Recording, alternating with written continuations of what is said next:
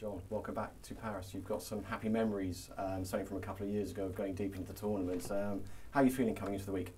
Yeah, I feel pretty good. I always do enjoy coming to this tournament here in Bercy. I love this city this time of year. I think it's so beautiful. I love the weather. I love everything about it. So I think that's one of the main reasons I've done pretty well here over the past few years. You're closing in on qualifying for the ATP Finals in London for the first time. What would that mean to you? Yeah, it would be super special if I were to qualify for that. I definitely still have some work to do this week. But everything I want to accomplish is out there in front of me, and it's just up to me to go out there and get it. I would love to be there in London to play in that Final Eight. It's such a special event, of course, and I've seen it on TV before, and it's what all of us players aspire to get to. Is that something that would affect your preparation for the week mentally? Do your coaches talk to you about trying to either block it out or actually, right, you're going to focus, this is the goal, what you need to achieve? No, it is the goal. I mean, I know that, and my coach knows that, but we're not talking about it too much. Certainly London is the end goal, but right now the first and foremost, got to try to take care of business as best as I can here in Paris.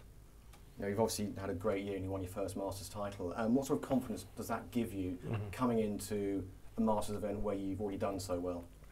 Yeah, it does give me confidence. Being able to secure my first ever 1,000 title was huge for me. And to come back here, there's something to be said about coming back to an event that you have good feelings at and you've performed well at over the past years. And I've certainly done that here in Bercy. So it's, right now it's all about preparing as well as I can and getting out there and just letting it rip. Win or lose, life is good, and just see what happens. This competition has thrown up some sort of unusual names over the past few years. You have one-time Masters winners, people like Ferrer, Jack last year. Why do you think that is? What makes Paris maybe a little bit different to the other Masters events?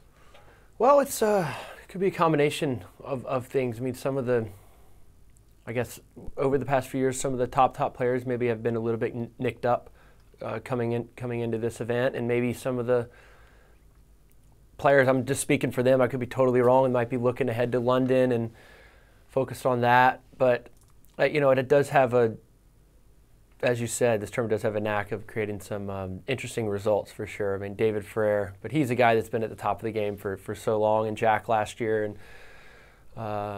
versus Krajinovic in the finals was a very interesting final for sure. But that's what makes tennis so unique, and it's what makes the men's game, there's so much depth right now that anything really can happen.